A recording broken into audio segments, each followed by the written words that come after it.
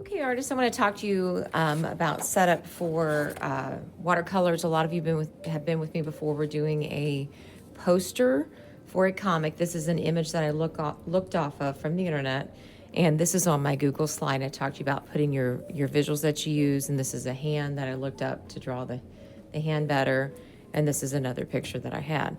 So I haven't taken my pencil eraser. I haven't erased my pencil lines off of there. Okay, so you can still see that they're there. But I want to talk to you about the setup of paint.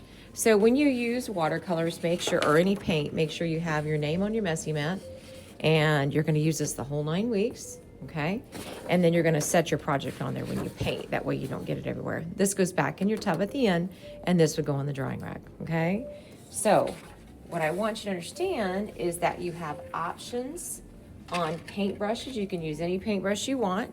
Always make sure you clean the brush first, that you have a 1/2 cup of water, and you clean it in a number 8. Let me show you real quick what I'm talking about. So clean it in a number 8. Make sure that you don't, when you clean the edges off, that you don't tap it and get water everywhere, and then you can dry it and reshape it, okay?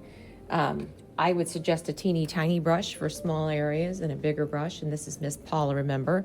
We dry her, we reshape her hair, and we put her up in the cup at the back.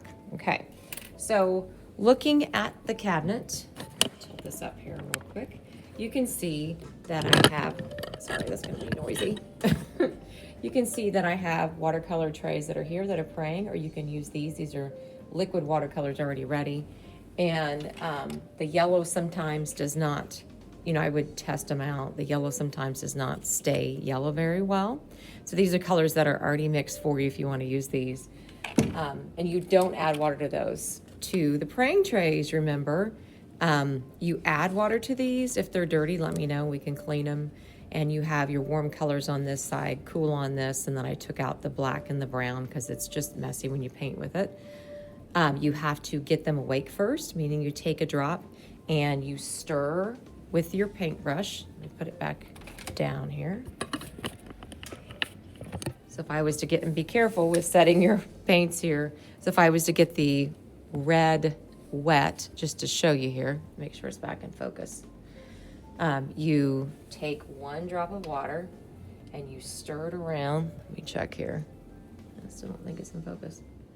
Okay, so after I have 1 drop of water, I stir it around, okay? And then I put the edge of the paintbrush on the edge of that paint, and then I would be able to paint. I'm just gonna show you on here. And remember when we paint, we put our fingers on the grippy. Pulling towards us controls it. Test the color first if you need to. And you have another option that I wanted to show you. And just wake up 1 paint at a time.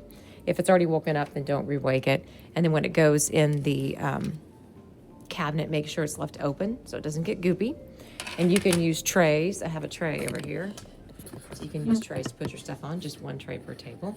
The next thing that I wanted to show you is I have these watercolors, and they're back here in the cabinet. You can use these as well. You would get one of these little trays, and I'm going to show you how tiny of a little bit that you get. So you very carefully open it up, okay? It might be a little liquidy, that's okay. It might come out fast, so go slow. That little bit is all you need, artists. That will make a bunch of paint. And you get that wet, okay? And you stir it around. You could also use this over here if you want to just get a little bit of water and then test it first. Make sure the cap goes back on, okay? And then we very carefully put it back in the tray, and then that goes up in the cabinet. So hopefully these little helpful hints will help you when you're painting your poster, your superhero poster, because we have been talking about the artist, I can't read his name here.